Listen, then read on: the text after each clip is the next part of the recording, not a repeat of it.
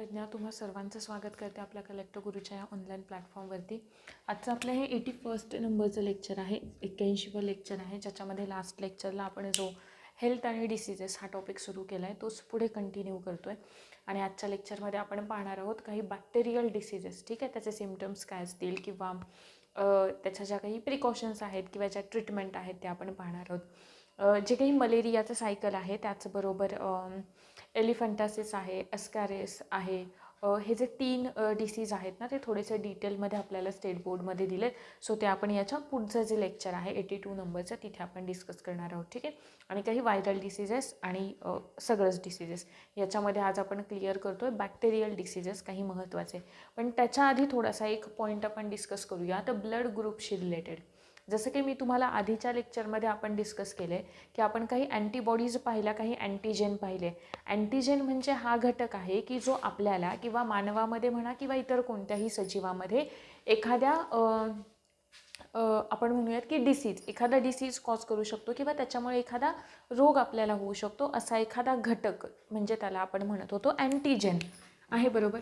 मग हे जे अँटीजेन असतात ते अँटीजेन प्रत्येक वेळी असणारा असं गरजेचं नाही आहे की 100 अँटीजेन जर का आहेत तर ते 100चे 100 अँटीजेन हे आपल्या आपण काय म्हणूयात की ज्यांच्यामुळे आपल्याला रोग होईल असेच असतील अँटीजेन म्हणजे डिसीज कॉझिंग आहेत ते, असं गरजेचं नाही आहे. म्हणजे 100रातले काही असे असतील की ज्यांच्यामुळे तर नक्की डिसीज होईलच, पण काही असेही असतील की ज्यांच्यापासून काही होणारं नाही आहे किंवा काही आपल्यामध्ये ॲबनॉर्मल चेंजेस होत नाही आहेत किंवा आपल्या फिजिकल मेंटल जी काही आपली हेल्थ आहे त्याच्यामध्ये काही डिस्टर्बन्स होत नाही आहे, असेही काही असतात. आणि त्यामधलेच काही अँटीजेन, जसं की मी आत्ता म्हणते की प्रत्येक अँटीजेन हार्मफुल नसेल, काही अँटीजेन असे पण आहेत की जे आपल्याला वेल नोन आहेत आहे, बरोबर. आणि जे आपल्याला सापडतात RBCsवरती आहे, बरोबर. RBCsवरती सापडणारे अँटीजेन आहे ते ज्यांना आपण A अँटीजेन, B अँटीजेन असं म्हणतो, O अँटीजेन असं म्हणतो. आणि जे अँटीजेन आपला ब्लड ग्रुप डिसाईड करण्यामध्ये हेल्प करतात, जे अँटीजेन आपला ब्लड ग्रुप, आपला रक्तगट डिसाईड करण्यामध्ये मदत करतात. फॉर एक्झाम्पल जर का सांगायचं झालं तर सगळ्यात पहिल्यांदा 1900मध्ये 1900मध्ये कार्ल लँडस्टीनर हे जे सायंटिस्ट होते ना, कार्ल लँडस्टीनर यांनी A आणि B या अँटीजेनचा शोध लावला. A आणि B आपण अँटीजेन नेहमी स्मॉल लेटर्सनी लिहितो आहे, बरोबर. A आणि B या अँटीजेनचा शोध लावला आणि तो लावला 1900मध्ये. सगळ्यात पहिल्यांदा यांनी हे अँटीजेन शोधले ह्युमन्समध्ये RBCsवरती आहे, बरोबर. आणि या अँटीजेनला त्यांच्यासोबत काही करस्पॉन्डिंग अँटीबॉडीज सुद्धा होत्या, काही करस्पॉन्डिंग अँटीबॉडी. म्हणजे या Aला असलेली अँटीबॉडी A, Bला असलेली अँटीबॉडी B.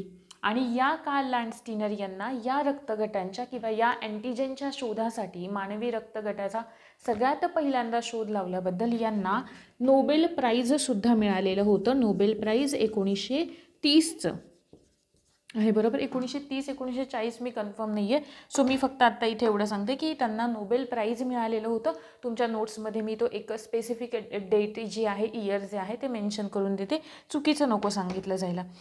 यांना नोबेल प्राईज मिळालेलं होतं सगळ्यात पहिल्यांदा याच्या शोधासाठी. आणि यांनी अँटीजेन कोणते किंवा ब्लड ग्रुप कोणते डिस्कवर केले? A आणि B हे ब्लड ग्रुप आहे, बरोबर. पण आपल्याला माहीत असलेले हे जे अँटीजेन मी आत्ता तुम्हाला सांगते त्यामध्ये आपले आत्ता ब्लड ग्रुप कोणते आहेत? A, B, O blood group आहे, बरोबर. ठीक आहे, मग हा जो काही A, B आणि पुढे A आणि B आणि त्याच्यानंतर A, B आणि O हा जो ब्लड ग्रुप आहे, स्पेसिफिकली AB हा जो ब्लड ग्रुप आहे, AB हा ब्लड ग्रुप जो आहे तो डिस्कवर केला स्टर्ली आणि दुसरे एक सायंटिस्ट होते डी कास्टेलो आणि स्टर्ली या दोघांनी AB हा ब्लड ग्रुप डिस्कवर केला. लक्षात राहील. ABO ब्लड ग्रुपची डिस्कवरी आहे. अँटीजेनशी रिलेटेड, जसं की मी आत्ता म्हणाले, प्रत्येक अँटीजन हार्मफुल असणं गरजेचं नाही आहे. काही अँटीजन असे असतात की जे आपले ब्लड ग्रुप डिसाईड करतात, की जे प्रेझेंट असतात RBCजवरती, लाल रक्तपेशींवरती असतात. लाल रक्तपेशींवरती असलेले A आहे, B आहे आणि O सुद्धा आहेत. बरोबर आहे. मग A आणि B या अँटीजेनचा शोध लावला कार्ल लँडस्टीनर यांनी 1900 मध्ये, की ज्यांना पुढे नोबेल प्राईज सुद्धा मिळालेलं होतं. आणि डिकास्टेलो आणि स्टर्ली यांनी 1902 मध्ये AB या ब्लड ग्रुपचा शोध लावला. हे 2 लक्षात राहतील. आहे क्लिअर. त्याच्यानंतर आपण बघूयात की हे जे ब्लड ग्रुप आहे त्याच्यामध्ये RH फॅक्टर सुद्धा पुढे, AB झालं, ABO झालं. आता पुढे आपल्याला माहिती आहे की आपण ब्लड ग्रुप आपला सांगताना इधर A पॉझिटिव्ह आहे, B पॉझिटिव्ह आहे, O पॉझिटिव्ह आहे, O निगेटिव्ह आहे, अशा पद्धतीने सांगतो नाही का. मग याच्यासाठी रिस्पॉन्सिबल एक फॅक्टर असतो, ज्याला आपण म्हणतोय RH फॅक्टर असं आहे. बरोबर. ज्याला आपण म्हणतोय RH फॅक्टर. आणि हा RH फॅक्टर सगळ्यात पहिल्यांदा शोध लावला या RH फॅक्टरचा लँडस्टीनर आणि वेनर या 2 सायंटिस्टनी या RH फॅक्टरचा शोध लावला. ज्यांच्यामध्ये हा RH फॅक्टर प्रेझेंट आहे, ज्या व्यक्तींमध्ये किंवा ज्या सजीवांमध्ये म्हणा हा RH फॅक्टर प्रेझेंट आहे त्यांना आपण RH पॉझिटिव्ह असं म्हणतो. ज्यांच्यामध्ये हा RH फॅक्टर अब्सेंट आहे, ज्यांच्यामध्ये हा RH फॅक्टर अब्सेंट आहे त्यांना आपण RH निगेटिव्ह असं म्हणतो. सगळ्यात पहिल्यांदा हा जो RH फॅक्टर आहे त्याचा शोध लागला रिसस मंकीमध्ये आहे. बरोबर. Rhesus monkey. त्याच्यामुळेच आपण त्याला RH फॅक्टर असं म्हणतो. रिसस मंकी म्हणून आपण त्याला RH फॅक्टर असं म्हणतो. अजून आपण याला डी अँटीजेन असं सुद्धा म्हणतो. या RH फॅक्टरला आपण अजून डी अँटीजेन असं सुद्धा म्हणतो. आता या RH फॅक्टरशी रिलेटेड ना एक डिसऑर्डर आहे. कोणती डिसऑर्डर आहे? फॉर एक्झाम्पल आपल्याला याच्यावरती प्रश्नसुद्धा विचारलेला होता. आता आपण हे पुढे डिस्कस करणार आहोत. प्रश्न असा होता की जर का खालीलपैकी कोणती जोडी अशी आहे की ज्यांच्यामधली कंडिशन ही सेकंड प्रेग्नन्सीसाठी धोकादायक असते आहे. बरोबर. त्याच्यामध्ये 2 आपल्याला ऑप्शन्स दिलेले होते की ब्लड ग्रुप्स दिलेले होते, मेल कोणता असेल, फिमेल कोणती असेल. याच्याशी रिलेटेड मला वाटतं आधीसुद्धा आपलं डिस्कशन झालं आहे, ज्याच्यामध्ये मी सांगितलेलं होतं की जर का फिमेल ही RH निगेटिव्ह आहे, जर का फिमेल म्हणजेच इथे मदर जी आहे ती जर का RH निगेटिव्ह आहे आणि तिचं जे काही फिटस आहे ते जर का RH पॉझिटिव्ह आहे. आता हे जे RH पॉझिटिव्ह आहे ना, त्या RH पॉझिटिव्ह जे आहे ना, त्या RH निगेटिव्हला इंड्युस्ड म्हणजे आपण असं म्हणू शकतो की ते RH निगेटिव्हला मारणाऱ्या अँटीबॉडीज तयार करतं. आता फॉर एक्झाम्पल जर का ती फिमेल किंवा ती मदर जी आहे ती RH निगेटिव्ह आहे, तिचा ब्लड ग्रुप, आणि जे फिटस आहे त्याचा RH पॉझिटिव्ह ब्लड ग्रुप आहे, तर चान्सेस जोपर्यंत ते गर्भामध्ये आहे तोपर्यंत तर काही प्रॉब्लेम क्रिएट नाही होऊ शकत. पण ॲट द टाईम ऑफ पार्च्युरेशन जेव्हा ते पार्च्युरेशनच्या वेळे या फिटसचे जे RH पॉझिटिव्हवाले ब्लड सेल्स आहेत ते मदरच्या सेल्समध्ये किंवा ब्लड सर्क्युलेशनच्या प्रोसेसच्या वेळी तिच्या ते रक्तामध्ये मिक्स केले जातात, मिक्स होतात ते आहे. बरोबर. मग तेव्हा त्यांना मारणाऱ्या RH निगेटिव्ह काय करते, या RH पॉझिटिव्हला मारणाऱ्या अँटीबॉडी तयार करते. आणि आपल्याला माहिती आहे की अँटीबॉडी ज्या अक्वायर्ड इम्युनिटी जी असते ती अनेक वर्षांपर्यंत राहते नाही का. मग यासुद्धा ज्या अँटीबॉडीज आहेत ते त्या अनेक वर्षांपर्यंत राहतात. पण हे फर्स्टच्या वेळे तर ठीक आहे, पण जेव्हा सेकंडच्या वेळे पुन्हा अशी कंडिशन येईल आणि सेकंडसुद्धा जर का RH पॉझिटिव्हच आहे, सेकंड फिटससुद्धा जर का RH पॉझिटिव्ह आहे तर मात्र कंडिशन थोडीशी क्रिटिकल असते. कारण फिमेलकडे RH निगेटिव्हने ऑलरेडी RH पॉझिटिव्हला मारणाऱ्या अँटीबॉडीज तयार केलेल्या आहेत आहे. बरोबर. मग या RH पॉझिटिव्हला मारणाऱ्या ज्या अँटीबॉडी आहेत त्या पुन्हा याच्या RBCजना मारण्याचा प्रयत्न करतात आहे. बरोबर. आणि ही जी कंडिशन आहे त्याच्यामध्ये ते आपल्याला काही जेनेटिक डिसऑर्डर्स पाहायला मिळतात. तर काही वेळेला त्या म्हणजे नाही का असं अगदीच त्या सेल्सच डेड होत आहेत, RBCच डेड होत आहेत, तर मग त्याच्यानंतर त्या फिटसला धोका असतो आहे बरोबर. आणि ही जी कंडिशन आहे त्या कंडिशनला आपण म्हणतो इरिथ्रोब्लास्टोसिस.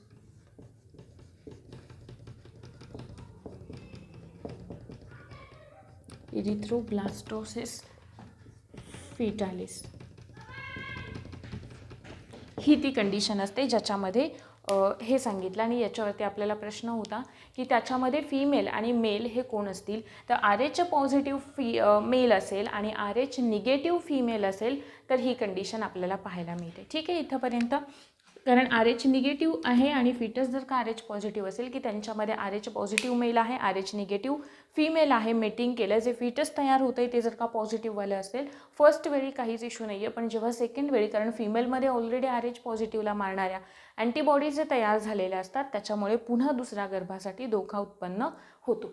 ही झाली पहिली कंडिशन याच्यामधली ब्लड ग्रुपशी रिलेटेड. त्याच्यानंतर आपण कोणते ब्लड ग्रुप आणि ब्लड ग्रुप्सनुसार कोणतं अँटीजेन प्रेझेंट असतं आणि कोणत्या अँटीबॉडीज प्रेझेंट असतात हे डिस्कस करूयात. सगळ्यात पहिल्यांदा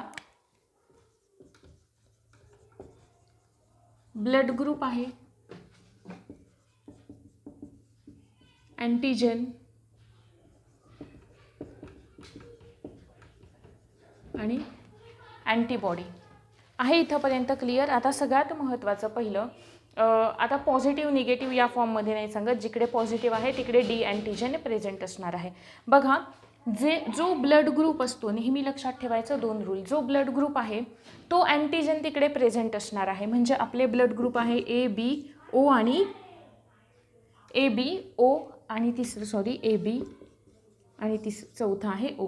आता ब्लड ग्रुप A आहे म्हणजे अँटीजेनसुद्धा A हे प्रेझेंट असणार आहे. BA आहे म्हणजे B. इकडे A पण असेल आणि B पण असेल आणि O मध्ये कोणतंच प्रेझेंट नसतं. ठीक आहे. आता दुसरा रूल आपल्याला हा सांगतो की जे अँटीजेन प्रेझेंट आहे ना त्याच्या अपोजिटवाली अँटीबॉडी आपल्याकडे प्रेझेंट असते. म्हणजे अँटीजेन A आहे. ठीक आहे. जर का अँटीबॉडीसुद्धा A वालीच असेल ना, Aला मारणारी असेल तर मग नाही होत. मग इथे जर का अँटीजेन A आहे तर दुसरावाला अँटीबॉडी असते आपल्याकडे कोणती असते B. पुन्हा इथे कोणती असणार आहे A. पुन्हा इथे कोणती असणार आहे कोणतीच नाही. खाली आपण आलो, खाली A पण असेल अँटीबॉडी आणि B सुद्धा असेल. क्लिअर इथंपर्यंत.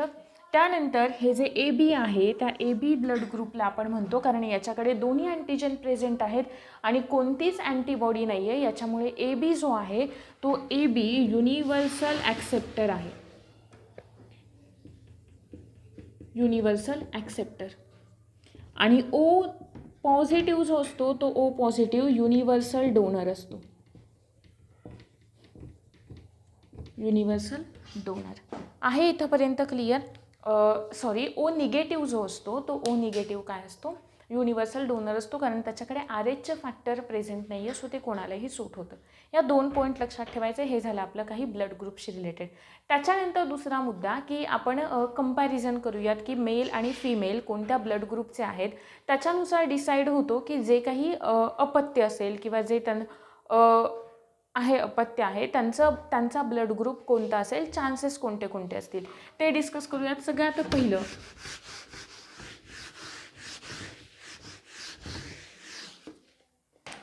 पहिला पॉईंट आहे. समजा मेल आणि फिमेल आहे, दोघांचा ब्लड ग्रुप आहे AA हा आहे बरोबर. दोघांचा ब्लड ग्रुप आहे AA हा. चान्सेस असतात की 93% त्या जे काही ते फिटस असेल किंवा जे काही ते होणारं अपत्य आहे त्यांचा ब्लड ग्रुप A असेल किंवा 7% चान्सेस असतात की त्यांचा ब्लड ग्रुप कोणता असेल O असेल. इतर दुसरी कोणतीच कंडिशन नाही. दुसरा मुद्दा की दोघांचा जर का ब्लड ग्रुप B आहे, दोघांचा जर का ब्लड ग्रुप B आहे तर कंडिशन असते की 93% B असेल किंवा 7% O हा ब्लड ग्रुप असेल. आहे इथंपर्यंत क्लिअर. नंतर समजा एकाचा A आहे आणि एकाचा B आहे, अशा वेळी चान्सेस असतात की मॅक्झिमम चान्सेस असतात की त्यांचा ब्लड ग्रुप म्हणजे जवळजवळ 56% पॉईंट समथिंग काहीतरी आहे, 56% जो आहे तो ब्लड ग्रुप कसा असेल AB हा असेल. आहे बरोबर. दुसरी कंडिशन आहे की 18.75% ऐदर A असेल किंवा 18.75 ऐदर B पण असू शकेल. आहे बरोबर. आणि O ब्लड ग्रुप असण्याची शक्यता 6 पॉईंट समथिंग काहीतरी असते की ज्यांचा ब्लड ग्रुप O असू शकतो. आहे बरोबर. जेव्हा पहिली कंडिशन झाली ए असेल तेव्हा 93% ए 7% ओचे असतात, इतर कोणता चान्सच नाही. बी जर का दोघांचं आहे तर 93% बी असेल, 7% ओ असेल. पुढची कंडिशन झाली एकाचा ए आहे एकाचा बी आहे, 56 पॉईंट समथिंग काहीतरी ए बी ब्लड ग्रुप असण्याचे चान्सेस असतात. 18.75 ए असेल किंवा 18.75 बी असेल किंवा 6% समथिंग चान्सेस कोणते असतात, ओ ब्लड ग्रुपचे असतात. त्याच्या पुढे आपण गेलो की जर का समजा एकाचा ए आहे दुसऱ्याचा ओ हा ब्लड ग्रुप आहे तर कोणते चान्सेस असतात. जर का पहिल्याचा ब्लड ग्रुप ए बी आहे, एकाचा ब्लड ग्रुप ए बी आहे दुसऱ्याचा ओ आहे, अशा वेळी चान्सेस कोणते कोणते असतील. सगळ्यात पहिल्यांदा ए असू शकतो किंवा बी असू शकतो किंवा ए बी पण असेल किंवा ओ पण असेल, हे असतात चान्सेस. ए बी आणि ओ हे तयार नाहीत होत. ए बी आणि ओ हे एक्सेप्शन आहेत, हे दोन तयारच होत नाहीत या केसमध्ये. ठीक आहे, म्हणजे कन्सिडर करा जर का ए बी हा एकाचा ब्लड ग्रुप आहे दुसऱ्याचा आहे ओ हा, तर चान्सेस असतील ऐदर तो ए असेल किंवा तो बी असेल. ए बी आणि ओ इकडे यांच्यामध्ये तयार होणार नाहीत ब्लड ग्रुप. नंतर दुसरी कंडिशन आहे जर का ए बी हा ब्लड ग्रुप असेल, ठीक आहे, ए बी हा ब्लड ग्रुप दोघांचा आहे, अशा वेळी 50% चान्सेस असतात की ए असेल, आहे बरोबर. 25% चान्सेस असतात की ए ब्लड ग्रुप असेल, 25% चान्सेस असतात की बी असेल, 50% चान्सेस असतात की ब्लड ग्रुप ए बी हाच असेल. क्लिअर इथंपर्यंत या काही केसेस. त्याच्यानंतर पुढची एक लास्ट कंडिशन झाली की जर का दोघांचाही ब्लड ग्रुप ओ आहे तर 100% चान्सेस जे काही त्यांची होणारी अपत्य असतील त्या सगळ्यांचा ब्लड ग्रुप होण्याचे चान्सेस कोणते असतात, ओ हा ब्लड ग्रुप असू शकतो. या काही इम्पॉर्टंट आहेत, थोडासा फॅक्च्युअल डाटामध्ये ॲड करा तुमच्या ह्या. सगळ्यात पहिलं ए वालं 93.7, बी आहे 93.7, फक्त बी जे जास्त आहे ते बी जो ब्लड ग्रुप आहे तो त्याचे चान्सेस जास्त असतात. फक्त ए बी आणि ओमध्ये एक एक्सेप्शन लक्षात ठेवा की ऐदर ए असेल किंवा बी असेल, यांच्याकडे ए बी किंवा ओ हे तयारच होणार नाहीत. आहे ठीक इथंपर्यंत. हे झालं काही ब्लड ग्रुपशी रिलेटेड. त्याच्यानंतर आपण जे काही आर एच फॅक्टर म्हणालो, आर एच फॅक्टरला एक अँटीजेनिक प्रोटीन असं सुद्धा म्हणतात, लक्षात ठेवा. अँटीजेनिक प्रोटीन असं म्हणतात की जे RBCsच्या पृष्ठभागावरती प्रेझेंट असतं, आहे बरोबर. आणि जे ब्लड ग्रुप आपला डिसाईड करण्यामध्ये ऐदर तो पॉझिटिव्ह आहे किंवा तो निगेटिव्ह आहे याच्यामध्ये काय होते, हेल्प होते. नंतरचा पॉईंट आहे काही डिसीजेस. डिसीजेसची डेफिनेशन किंवा रोग म्हणजे काय त्याची डेफिनेशन आपण पाहिली आधीच्या लेक्चरमध्ये. डिसीजेसशी रिलेटेड आपलं डिस्कस करून झालेलं आहे. आता आपल्याला एखादं इन्फेक्शन झालं आहे किंवा तो नेमका कोणत्या पॅथोजनचं आपण नाही का साधारणपणे आपल्याला सर्दी झाली किंवा इतर काही झालं तर आपण म्हणतो त्याचे एखाद्या रोगाचे सिम्पटम्स असतात, सायन्स असतात. मग या दोघांमध्ये डिफरन्स काय आहे सिम्पटम्स आणि सायन्समध्ये, तो बघूयात एकदा. सगळ्यात पहिल्यांदा सिम्पटम्स आणि दुसरं आहे सायन्स. सिम्पटम्स म्हणजे आपण म्हणतो लक्षणं. सगळ्यात बेसिक फरक आहे, सिम्पटम्स जे आहेत ना ते सारखे असू शकतात एखाद्या रोगाचे, म्हणजे नाही का असे दोन काही डिसीजेस आहेत त्यांच्यामध्ये सर्दीही होते, डोकंही दुखतंय, पोटही दुखतंय, आहे बरोबर. पण सायन्स जे असतात ते सायन्स सेम नसतात, आहे बरोबर. हा झाला पहिला डिफरन्स. दुसरा डिफरन्स, सायन्स जे आहेत ना ते आपल्याला नेमका कोणता रोग झालेला आहे हे डिसाईड करू शकतात. पण सिम्पटम्स जे आहेत ना त्याच्यावरून आपण हे नाही डिसाईड करू शकत की नेमका कोणता आजार आहे. आपल्याला त्याचं डायग्नोसिस होण्याचे चान्सेस फार कमी असतात सिम्पटम्सवरून. सायन्स जे असतात ना त्याच्यावरून आपण करू शकतो. हाच यांच्यामध्ये बेसिक डिफरन्स आहे, ठीक आहे. की हे सिम्पटम्स जे आहेत ते एखादा कोणता रोग आहे नेमका ते नाही डिसाईड करू शकत. त्या उलट जे सायन्स असतात ते सायन्स आयडेंटिफाय करू शकतात की नेमका कोणता रोग झालेला आहे तो. त्याच्यानंतर आज आपण पाहतोय सगळ्यात पहिल्यांदा बॅक्टेरियल डिसीजेस. पण बॅक्टेरियल डिसीजेस पाहण्याआधी आपण काही टाईप्स ऑफ डिसीजेस पाहूयात की नेमके डिसीजेसना आपण कशा पद्धतीने क्लासिफाय करतो. सगळ्यात पहिलं जे आहे ते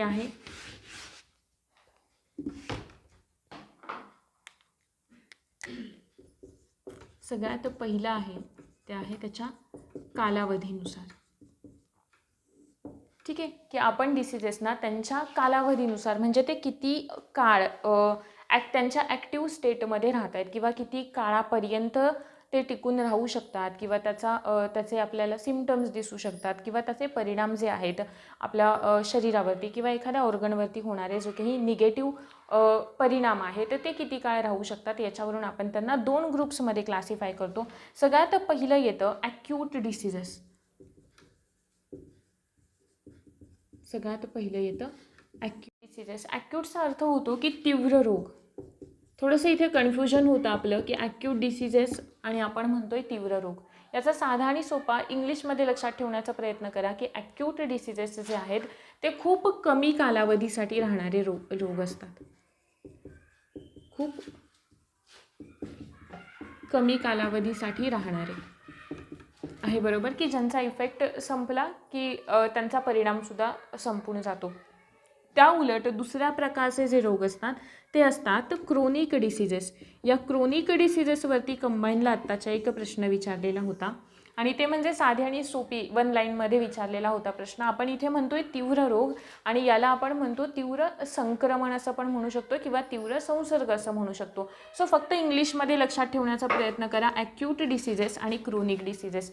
ॲक्यूट म्हणजे मी म्हणाले की जे फक्त आपल्याला खूप कमी कालावधीसाठी राहतात वगैरे, ठीक आहे, की ज्यांच्यामध्ये कॉलरा आहे किंवा इतर जे काही असे नॉर्मलवाले डिसीज आहेत की ते लवकर बरे होण्याचे चान्सेस असतात, ते वाले झाले ॲक्यूट. आणि दुसरे आहेत क्रोनिक डिसिजेस. क्रोनिक डिसिजेस की जे खूप त्यांचा परिणाम हळूहळू एफेक्ट करतात त्या एखाद्या सजीवाच्या शरीरावरती आणि जे जास्त कालावधीसाठी राहणारे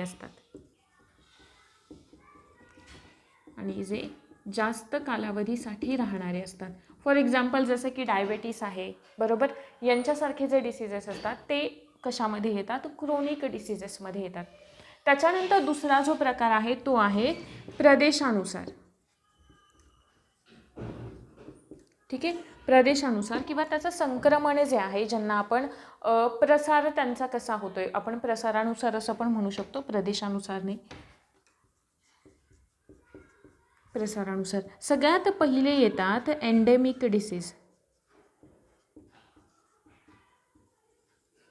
एंडेमिक डिसीज. दुसरे येतात इपिडेमिक डिसीज, इपिडेमिक. आणि तिसरे येतात pandemic disease, pandemic. Endemic diseases जे असतात ना ते आपल्याला फक्त काही त्या ठराविक एखाद्या भागापुरतेच मर्यादित असलेले दिसून येतात. जसं की फायलेरियासिस आहे, बरोबर, हत्तीपाय रोग वगैरे आपण ज्यांना म्हणतो ते वाले. म्हणजे काही ठराविक भागांमध्ये एखादी कंट्री आहे तिथेच असतील किंवा एखाद्या कंट्रीचा एखादा ठराविक स्टेट आहे तिथेच आपल्याला ते आढळून येत आहेत. अशा पद्धतीचे जे डिसीज असतात त्यांना आपण म्हणतो एंडेमिक डिसीज. दुसरे आहेत इपिडेमिक डिसीज. इपिडेमिक डिसीज आपण त्यांना म्हणतो की ज्याचा प्रसार एका ठिकाणाहून दुसऱ्या ठिकाणी होऊ शकतो असे वाले डिसीज आहे. ठीक, म्हणजे काहीतरी फॅक्टर्स असतील अर्थात त्याच्यासाठी, पण ज्यांचा प्रसार खूप लवकर होऊ शकतो एका ठिकाणाहून दुसऱ्या ठिकाणी, अशा प्रकारचे जे डिसीज असतात त्यांना आपण म्हणतो इपिडेमिक डिसीज आहे, बरोबर. आणि तिसरा जो आहे तो आहे पॅन्डेमिक, की जे जगभर पसरलेले रोग आहेत. ठीक आहे, जगभरात पसरलेला आहे अशा डिसीजेसना आपण म्हणतो पॅन्डेमिक डिसीज. त्यानंतरचं आणि सगळ्यात महत्त्वाचं आपलं क्लासिफिकेशन आहे ते आपल्याला डिटेलमध्ये पाहायचं आहे. ते म्हणजे बघूयात आपण classification of human diseases. Human diseases broadly आपण त्यांना 2 ग्रुप्समध्ये क्लासिफाय करतो. सगळ्यात पहिला ग्रुप जो येतो तो येतो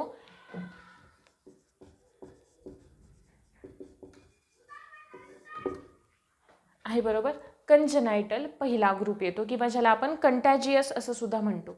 आणि दुसरा जो ग्रुप येतो तो येतो ॲक्वायर्ड.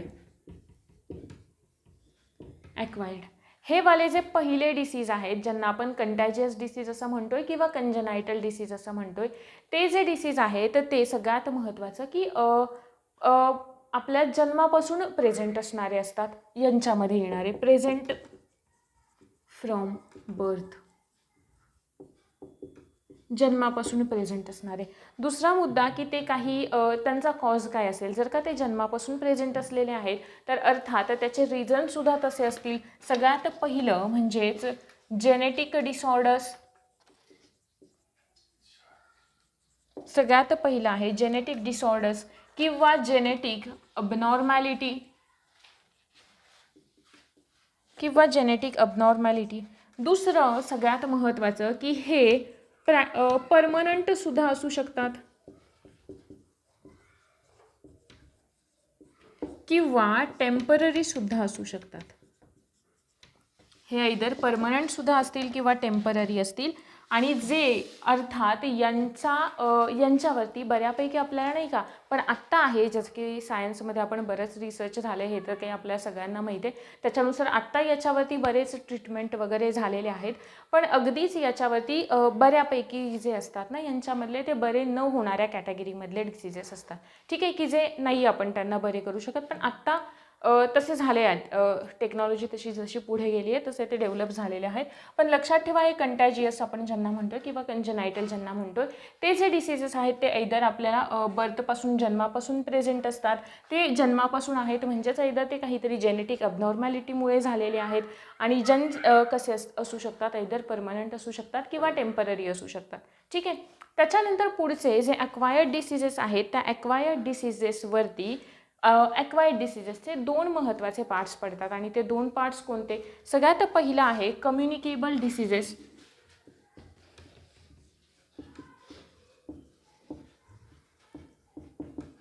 कम्युनिकेबल आणि दुसरे येतात ते म्हणजे नॉन कम्युनिकेबल.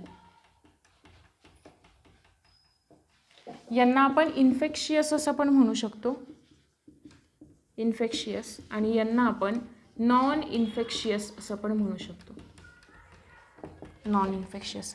सगळ्यात पहिल्यांदा जेव्हा मी इथे इन्फेक्शियस डिसीजेस असं म्हणते आहे बरोबर, किंवा कम्युनिकेबल म्हणजेच यांचा प्रसार जो आहे तो कसा होणार आहे की एखादी डिसीज कॉझिंग किंवा आपण तिला म्हणूयात की एखादी इन्फेक्टेड व्यक्ती आहे बरोबर, एखाद्या इन्फेक्टेड ऑर्गॅनिझमकडून एखाद्या हेल्दी ऑर्गॅनिझमकडे ट्रान्सफर होणारे हे डिसीजेस असतात.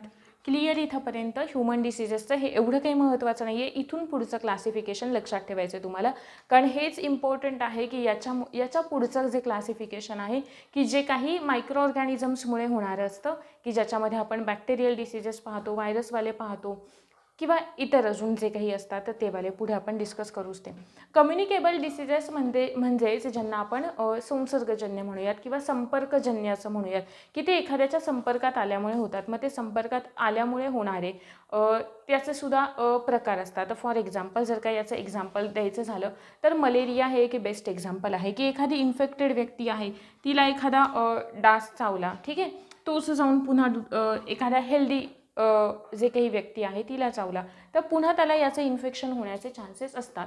म्हणून आपण यांना म्हणतो इन्फेक्शियस डिसीजेस आहे बरोबर. आणि इकडे जे आहेत नॉन कम्युनिकेबल किंवा नॉन इन्फेक्शियस डिसीजेस यांच्यामध्ये हे एखाद्या इन्फेक्टेड व्यक्तीकडून नॉन इन्फेक्टेडकडे किंवा हेल्दी व्यक्तीकडे ट्रान्सफर होण्याचे चान्सेस फार कमी असतात किंवा होत नाहीत.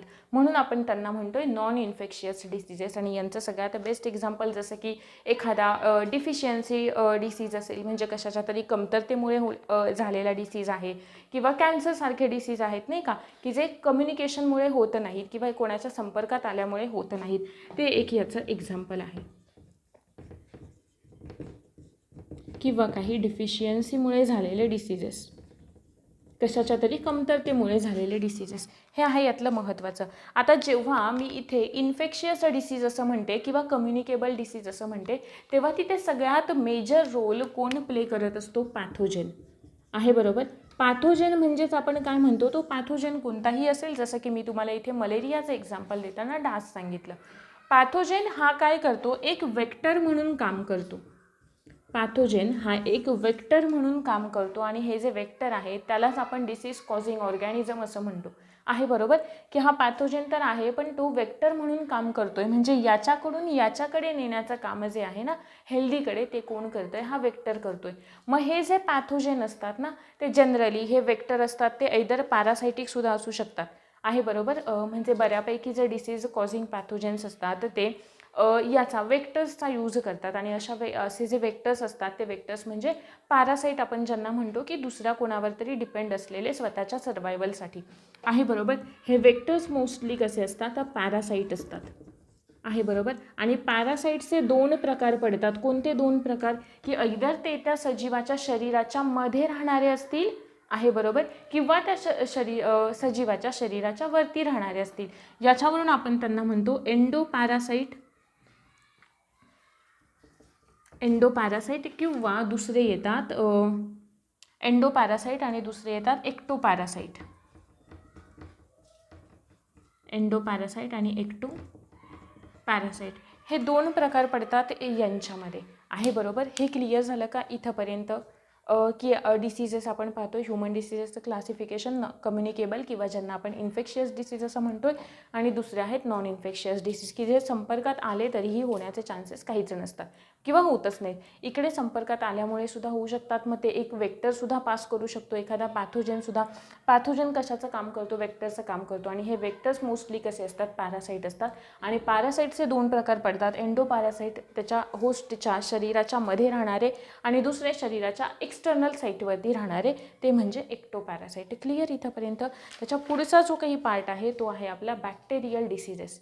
ठीक आहे. आता बॅक्टेरियल डिसीजेस हे कुठे आपण डिसाईड केलं तर जे कसे आपण आत्ता इथे संसर्गानुसार कसे डिसीज होतात ते पाहिलं, प्रदेशानुसार किंवा त्यांच्या प्रसारानुसार कशा पद्धतीने डिसीजेसचं ट्रान्समिशन होतं ते पाहिलं. त्याच्या आधी आपण डिस्कस केलं की त्यांच्या कालावधीनुसार कोणते कोणते प्रकार पडतात. तसंच सगळ्यात महत्त्वाचे डिसीजेस येतात की नेमका पॅथोजेन कोणता आहे किंवा डिसीज कॉझिंग ऑर्गॅनिझम हा कोणता आहे, मायक्रो ऑर्गॅनिझमच्या बेसिसवरती. मग हे मायक्रो ऑर्गॅनिझम कोणकोणते असतात? ऐदर ते बॅक्टेरिया असतील, ज्यांना आपण जीवाणू म्हणतोय, किंवा व्हायरसेस असतील, विषाणू. बॅक्टेरिया झाले, व्हायरसेस झाले, काही प्रोटोझोआ असतात.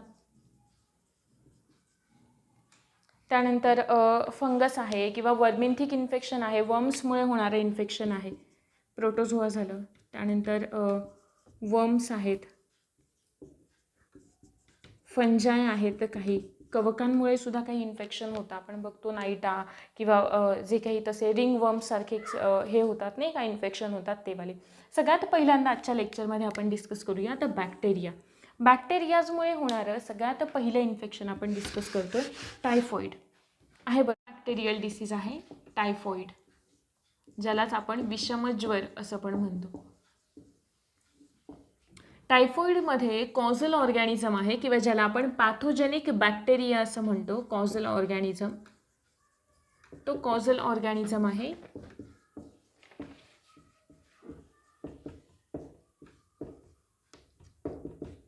Salmonella typhi. ठीक आहे, हा आहे कॉझल ऑर्गॅनिझम. त्यानंतर टायफॉईडमध्ये ॲक्च्युली सिम्पटम्स किंवा सायन्स काय काय असतात? सिम्पटम्स किंवा आपण सायन्स असं म्हणूयात, ते काय काय असतात? सगळ्यात पहिलं की एक तर हाय फिवर, 104 डिग्री फॅरेडे किंवा आपण म्हणू शकतो 39 to 40 डिग्री सेल्सिअसपर्यंत आपल्या शरीराचं तापमान वाढतं आपल्याला हाय फिवर. हे सगळ्यात पहिलं. टायफॉईडचा कॉझल ऑर्गॅनिझम आहे साल्मोनेला टायफी. हा एक बॅक्टेरिया आहे, म्हणजेच ज्याला आपण पॅथोजेन डिसीज कॉझिंग ऑर्गॅनिझम, मग ते कोणतेही असतील, बॅक्टेरिया, व्हायरसेस वगैरे वगैरे, त्यातलं सगळ्यात पहिलं कोणतं आहे? बॅक्टेरिया. त्याच्यामुळे होणारा पहिला डिसीज आपण पाहतोय टायफॉईड, ज्याला आपण विषमज्वर असं म्हणतो. इन जनरल टायफॉईडचे फंक्शन आपल्या सगळ्यांना सिम्पटम्स आपल्याला सगळ्यांना इन जनरल माहीतच असतात की पहिलं म्हणजे ताप भरणं आहे, त्याच्यामुळे आपल्याला जास्त वीकनेस येतोय, पोट दुखतंय आहे बरोबर. त्यानंतर अजून असे बरेच सिम्पटम्स आहेत की जे नॉर्मली आपल्या सगळ्यांना ॲक्च्युली होतो केव्हा ना केव्हा तरी. सो आपल्याला ते सिम्पटम्स माहीत असतात, त्याच्यामध्ये एवढं काही नाही. हा सगळा पाठांतराचा पार्ट आहे इथून पुढचा. सो लक्षात ठेवा की पोट दुखणं आहे, कॉन्स्टिप्युशन आहे, त्याच्यानंतर जसं की आत्ता मी सांगितलं की हाय फिवर आहे. हे जे सगळे सिम्पटम्स आहेत ते कशाचे आहेत? टायफॉईडचे आहेत. रिझन्स काय काय टायफॉईड होण्याचे? पहिलं म्हणजे हायजीन. सगळ्यात बॅड हायजेनिक हॅबिट ज्या असतात आपल्या, त्या म्हणजे काही खाणं वगैरे. कारण टायफॉईडचा हा जो काही बॅक्टेरिया आहे किंवा कॉझल ऑर्गॅनिझम आहे तो इन जनरली आपल्या माउथमधून एंट्री करत असतो हा पॅथोजेन. आणि मग आपण फूड मधून घेणारे, एकतर आपण अन्न किंवा आपण जे काही पाणी पितो ते एकतर खराब आहे किंवा अनहायजेनिक आहे, अशामुळे सुद्धा आपल्याला हे टायफॉईडचं इन्फेक्शन होऊ शकतं. नंतरचा महत्त्वाचा पार्ट की याच्या डायग्नोसिससाठी कोणती टेस्ट केली जाते? टायफॉईडच्या डायग्नोसिससाठी केली जाते विडाल टेस्ट आहे बरोबर. विडाल टेस्ट केली जाते आणि नंतर सगळ्यात महत्त्वाचं की जे आपल्याला नाही का वॅक्सिन जी दिली जाते किंवा जे अँटीबायोटिक, वॅक्सिन नाही म्हणता येणार, अँटीबायोटिक्स जे दिले जातात, अँटीबायोटिक्स ते असतं क्लोरोमायसिटिन. हे झालं बॅक्टेरियाशी रिलेटेड, याच्याशी रिलेटेड, टायफॉईडशी रिलेटेड. अजून टायफॉईडमध्ये जे काही या बॅक्टेरियाचा जे काही फ्लॅजेल्ला असतो त्या फ्लॅजेल्लाकडे एच अँटीजेन असतं. लक्षात ठेवा हा एक मुद्दा. एच अँटीजेन सगळा पार्ट इथून पुढे पाठांतराचा आहे, सो याच्यामध्ये एवढं काही एक्सप्लेन करण्याचं नाही आहे. आपण फक्त उद्याच्या लेक्चरमध्ये मलेरिया, त्यानंतर जे काही अस्कॅरिस आहेत त्यांचे जे काही सायकल्स आहेत ते इम्पॉर्टंट आहेत आपल्यासाठी, कारण त्याच्यात फार जास्त थोडेसे डीप प्रश्न विचारलेले आहेत नाही का, सतत विचारतात. उरलेला जो काही पार्ट आहे डिसीजेसशी रिलेटेड तो एका व्यवस्थित चार्ट फॉर्मॅटमध्ये तुम्हाला तुमच्या नोट्समध्ये तो मिळेल. एच अँटीजेन असतो. तुम्हाला कळालं की याचे सिम्पटम्स काय काय आहेत, त्यानंतर कशामुळे होतो. पहिलं म्हणजे आपल्या अनहायजेनिक ज्या काही हॅबिट्स असतात, काही खाणं, कशाही पद्धतीचं कुठेही खाणं वगैरे, कॅरियर कोण असणार आहे, अर्थात हाऊस फ्लाय वगैरे, कारण आपण जिथे जिथे अनहायजेनिक फूड आहे तिथे तिथे हाऊस फ्लाय वगैरे त्यांचं असं भरपूर आपल्याला नाही का टोळीच्या टोळी तिकडे दिसते आपल्याला. त्यांच्यामुळे ते जे असतात ते काय करत असतात, कॅरियरचं काम करत असतात या साल्मोनेला टायफीचं. नंतरचं सगळ्यात महत्त्वाचं आहे न्यूमोनिया. न्यूमोनिया पहा, बरं चला इथेच एक्सप्लेन करू आपण. न्यूमोनिया याचा जो कॉझल ऑर्गॅनिझम आहे ना, ते अनेक आपल्याला नाही का डिफरंट टाईप्समुळे काही पॅथोजेन्स असतात वेगवेगळ्या प्रकारचे, त्यांच्यामुळे आपल्याला होऊ शकतो. स्ट्रेप्टोकोकस न्यूमोनी,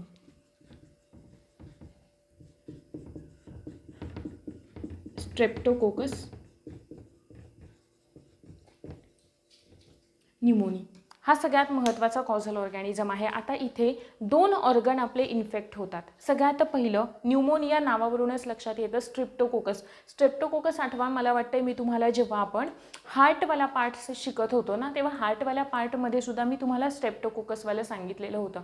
जेव्हा हार्ट मर्मरिंग हा टॉपिक आपण, ही जी डिसऑर्डर होती हार्टची ती एक्सप्लेन करत होतो, तिकडे काय होतं, कारण त्या अँटीबॉडीज तिकडच्या ज्या काही आपले जे वाल्व असतात, जे वेंट्रिकल्सना वेगळे करणारे, सेपरेट करणारे, तिकडे ते आपल्या हार्टमधलं ब्लड जे आहे ना त्याचा बॅकफ्लो होऊ नये याच्यासाठी तिकडे काय लागलेले असतात, वाल्व लागलेले असतात. जर का त्यांच्यावरच्या अँटीबॉडीज जर का खराब झाल्या, आणि त्या कशामुळे होतात, या स्ट्रेप्टोकोकसच्या इन्फेक्शनमुळे होतात. आहे बरोबर, की ज्याच्यामुळे आपल्याला थ्रोट इन्फेक्शन होतं आणि तसं ते बॅकफ्लोज गेल्यासारखे, म्हणजे आपल्याला एक असा ॲबनॉर्मल असा हार्ट साऊंड येतो, ज्याला आपण हार्ट मर्मरिंग असं म्हणतो. तिकडे ते कशामुळे होत होतं, स्ट्रेप्टोकोकसच्या इन्फेक्शनमुळे होत होतं. पण तो कशाशी रिलेटेड होता, थ्रोटशी रिलेटेड. म्हणजे थ्रोट हा जो काही पार्ट आहे, लॅरिंग्स हा जो पार्ट आहे, तो कशाशी रिलेटेड येतो, आपल्या रेस्पायरेटरी ट्रॅकशी रिलेटेड. आहे बरोबर, रेस्पायरेटरी ट्रॅक. मग हा जो काही न्यूमोनिया आहे किंवा स्ट्रेप्टोकोकस न्यूमोनी, अजून याच्यामध्ये बरेच आहेत की जे वेगवेगळ्या प्रकारचे इन्फेक्शन करतात. पण हे जे काही आपण पाहतोय न्यूमोनिया, हा सगळ्यात पहिल्यांदा आपल्या 2 ऑर्गन्स जे असतात त्यांना अफेक्ट करतो. सगळ्यात पहिला येतो लंग्स म्हणजे आपली फुफ्फुसे, आणि दुसरे अल्विओलाय. अल्विओलाय स्पेलिंग चुकलं असेल करेक्ट करून घ्या, अल्विओलाय. ठीक आहे. आता इथे लंग्स आणि अल्विओलायमध्ये कशा पद्धतीने करतो, आपल्याला सगळ्यात महत्त्वाचं माहिती आहे की एक्सचेंजवाला जो काही पार्ट आहे, जिकडे गॅशियस एक्सचेंज होतं, तो वाला पार्ट कोणता आहे, अल्विओलाय आहे, ज्यांना आपण एअर सॅक्स असं म्हणतो.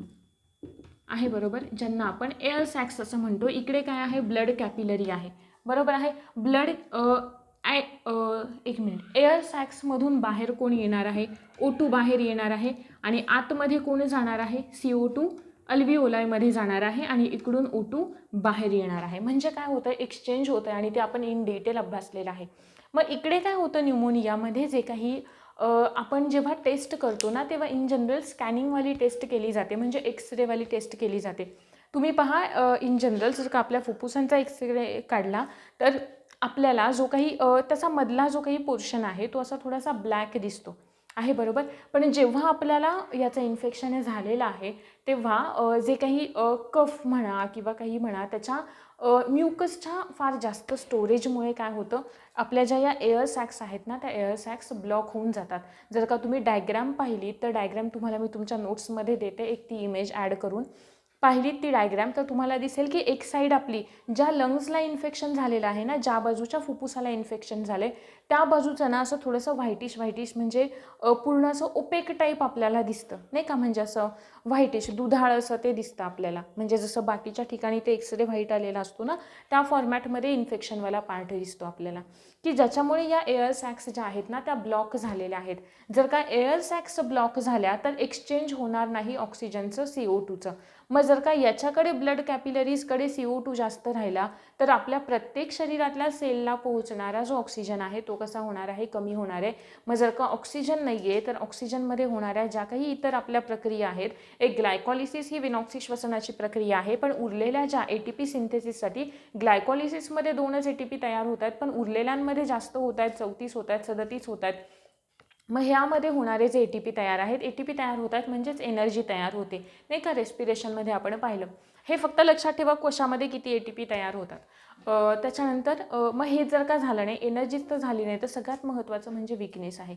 विकनेस येतो, ब्रीदिंगमध्ये त्रास होतो कारण लंग्सवालं इन्फेक्शन आहे बरोबर. मग सगळ्यात पहिलं हे होऊ नये ना याच्यासाठी एक वॅक्सिन दिली जाते, होऊच नये यासाठी, आणि त्या वॅक्सिनला आपण म्हणतो न्यूमोकोकल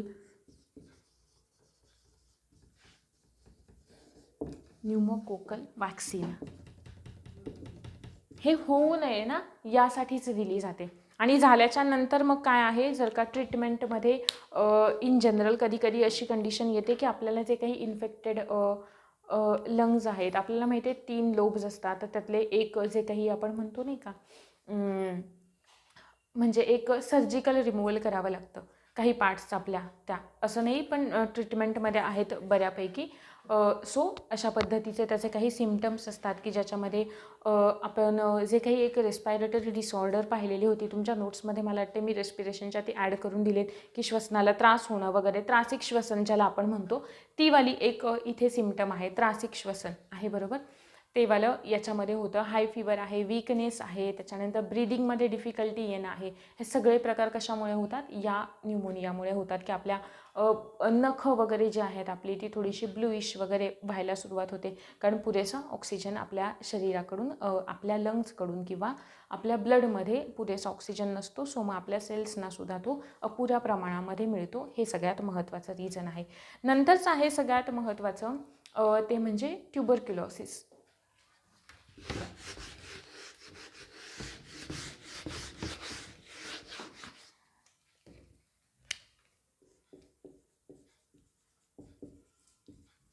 ट्युबरक्युलोसिस ज्याला आपण म्हणतोय ट्युबरक्युलोसिस.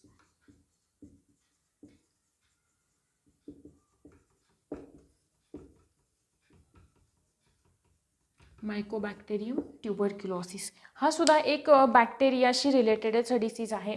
याच्यामध्ये सुद्धा सेम कंडिशन आहे, एकतर ब्रीदिंगमध्ये, आणि याचं ॲक्च्युली जे काही ट्रान्समिशन जे आहे किंवा मोड ऑफ ट्रान्समिशन जो आहे तो कशाच्या थ्रू होतो, ड्रॉपलेट्सच्या थ्रू होतो. म्हणजे ज्या व्यक्तींना हा डिसीज झालेला आहे ट्युबरक्युलोसिस, ज्याला आपण TB असं सुद्धा म्हणतो, त्यांच्यामध्ये जनरली जे खोकताना म्हणा किंवा शिंकताना म्हणा जे काही वॉटर ड्रॉपलेट्स त्यांच्या शिंकण्यातून किंवा खोकण्यामधून बाहेर पडतात, ते जर का नाही समोरच्या एखाद्या व्यक्तीच्या कॉन्टॅक्टमध्ये आले, ते हवेत मिक्स केले जात आहेत, ते बॅक्टेरिया त्यामध्ये मिक्स केले जात आहेत, ते जर का त्या समोरच्या व्यक्तीच्या कॉन्टॅक्टमध्ये आली तर त्यालासुद्धा ते इन्फेक्शन होण्याचे चान्सेस असतात. मग हा डिसीज कसा आहे, इन्फेक्शियस डिसीज आहे सगळ्यात पहिला मुद्दा.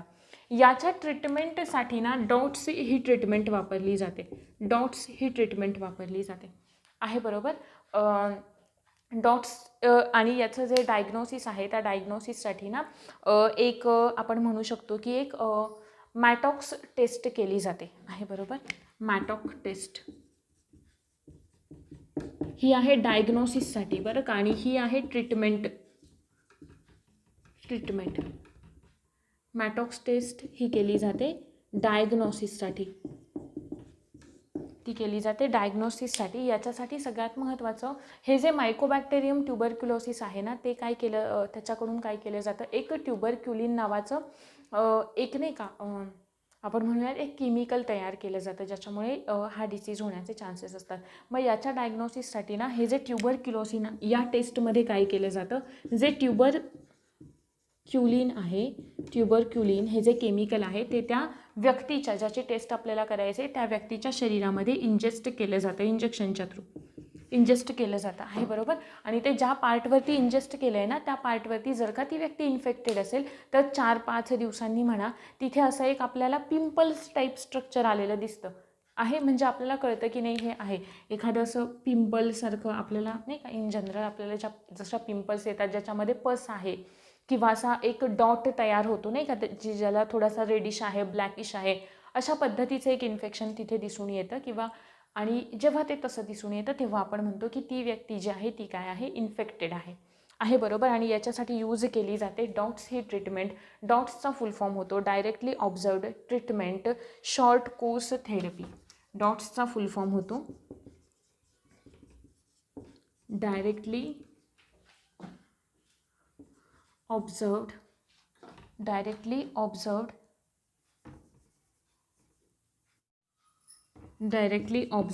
Treatment short course therapy. हा याचा फुल फॉर्म होतो. ठीक आहे. याच्यासाठी स्ट्रेप्टोमायसिन हे सुद्धा अँटीबायोटिक दिलं जातं.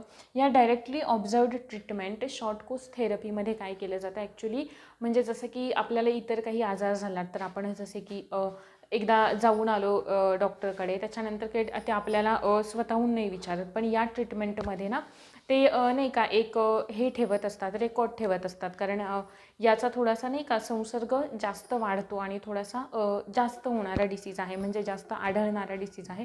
सो त्याच्यामुळे ही काळजी घेतली जाते. याच्यासाठी 2 टेस्ट केल्या जातात. तर पहिलं म्हणजे मी तुम्हाला सांगितलं की एकतर असेल एक्सरे थेरपी. एक्सरेच्या थ्रूसुद्धा ते कळू शकतं आपल्याला. आणि दुसरं म्हणजे ट्युबरक्युलिन टेस्ट ज्याला आपण मॅटॉक्स टेस्ट असं सुद्धा म्हणतो. ठीक आहे. मॅटॉक असं त्याचा प्रोनाऊन्सिएशन होतं. डायग्नोसिससाठी केली जाते ज्याच्यामध्ये ट्युबरक्युलिन इंजेस्ट केलं जाऊन तिथे जर का आपल्याला एक असा पॅच दिसला ठराविक असा तर तो इन्फेक्टेड आहे. याच्यासाठी अजून काही इतर औषधंसुद्धा वापरली जातात तर तिथून तुम्हाला दिली जातील ती नोट्समध्ये. तो सगळा पाठांतराचा पार्ट आहे. अजून BCG ही लससुद्धा दिली जाते प्रिकॉशन्ससाठी. ठीक आहे. नंतरचा पॉईंट आहे तो म्हणजे पुढचा डिप्थेरिया.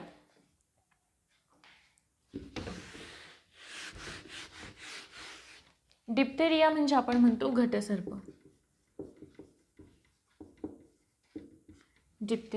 डिप्थेरियाचा जो हे आहे कॉझल ऑर्गॅनिझम आहे तो कॉझल ऑर्गॅनिझम आहे कॉर्निबॅक्टेरियम डिप्थेरी. त्यांच्या नावामध्येच आहे. इन जनरल जेवढे बॅक्टेरियाचे डिसीज आहेत ना तेवढे ते त्यांच्या नावावरूनच डिसाईड होतात. कॉर्निबॅक्टेरियम डिप्थेरी.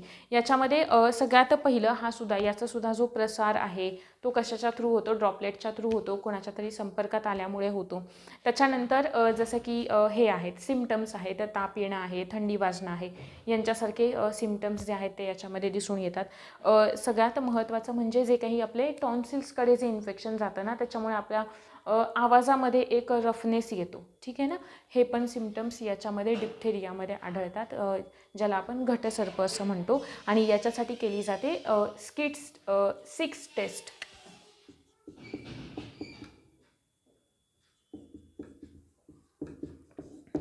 ही टेस्ट केली जाते 6 टेस्ट आहे बरोबर. ही टेस्ट केली जाते सेम याच्यामध्ये आपण आधी जे पाहिलं. आणि वॅक्सिन जी दिली जाते ती दिली जाते जिला आपण ट्रिपल वॅक्सिनसुद्धा असं म्हणतो. DPT ही वॅक्सिन दिली जाते आहे बरोबर. DPT ही वॅक्सिन दिली जाते. आणि त्याच्यानंतर असेच पुढचे जे आहे ज्याच्यामध्ये डांग्या खोकला आहे त्याच्यामध्ये सुद्धा DPT ही वॅक्सिन दिली जाते. अतिशय जास्त प्रमाणात खोकला येणं आणि डांग्या खोकला ज्याला आपण म्हणतो ना किंवा पार्ट्युसिस असं सुद्धा आपण त्याला म्हणतो. पार्ट्युसिस त्याच्यासाठी सुद्धा ही लस आहे. पार्ट्युसिस किंवा ज्याला आपण डांग्या खोकला असं म्हणतो. त्याच्यामध्ये एवढा अति जास्त प्रमाणात खोकला येणं की नंतर आपल्याला असं ब्रीदिंग करणं थोडंसं फार डिफिकल्ट जातं की त्यावेळेस आपल्याला नाही का एक सफोकेशन टाईप जे फिलिंग येतं ना ते येतं. एवढा जास्त इंटेन्सिटीवाला खोकला असतो फार जास्त प्रमाणात खोकला असतो त्याला आपण म्हणतो डांग्या खोकला असं. ठीक आहे. त्याच्यामध्ये अजून हेच सिम्पटम्स अतिशय जास्त प्रमाणात खोकला असणं किंवा फीवर असणं कफ असणं सतत असणारी सर्दी आहे बरोबर. शिंका येणं सतत असे काही सिम्पटम्स असतात. नंतरचं आहे टिटॅनस किंवा ज्याला आपण धनुर्वात असं म्हणतो. हा एक महत्त्वाचा आहे बघा टिटॅनस. धनुर्वात हा ॲक्च्युली ना एक सॉईल बॉर्न डिसीज आहे. हा एक सॉईल बॉर्न डिसीज आहे. आता याला आपण सॉईल बॉर्न असं का म्हणतो? क्लॉस्ट्रिडियम टिटॅनी हे याचा कॉझल ऑर्गॅनिझम आहे, लक्षात ठेवा. क्लॉस्ट्रिडियम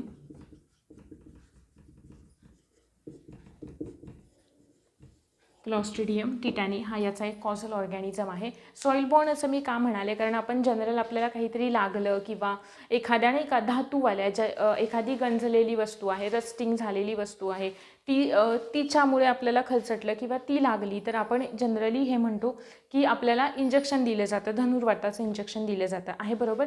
त्याचं एक रिझन आहे, आपण कुठेतरी आपल्याला काहीतरी जखम झालेली आहे, कुठेतरी आपल्या शरीरावरती कट आहे आणि त्यावेळी जर का आपण कुठेतरी मातीत पडतोय, चिखलात पडतोय चुकून नाही का, कुठेतरी आपण एखाद्या अशा रस्टिंगसारख्या वस्तूच्या कॉन्टॅक्टमध्ये येतोय, गंजलेल्या वस्तूच्या कॉन्टॅक्टमध्ये येतोय, तेव्हा मात्र या बॅक्टेरियाचं इन्फेक्शन होण्याची गरज असते. याला आपण लॉक जॉ असं सुद्धा म्हणतो. म्हणजे दातखिळी बसणेवाले जे प्रकार होतात ना, तो लॉक जॉ डिसीज असं पण आपण याला म्हणतो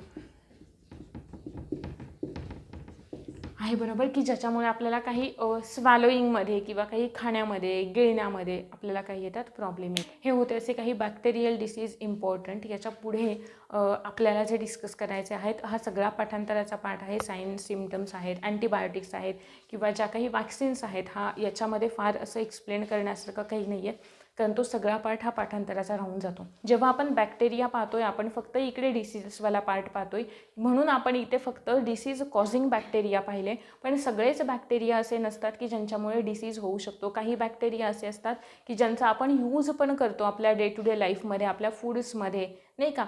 असे सुद्धा काही बॅक्टेरिया असतात, ते सुद्धा पाठ करा. काही नायट्रोजन फिक्सिंग बॅक्टेरिया आहेत, ठीक आहे, ते सुद्धा पाठ करा. त्यांच्यावरती प्रश्न आलेला होता आणि तो सगळा पाठ आहे स्टेट बोर्डमधला. तुम्हाला तो तुमच्या नोट्समध्ये व्यवस्थितपणे मिळेल.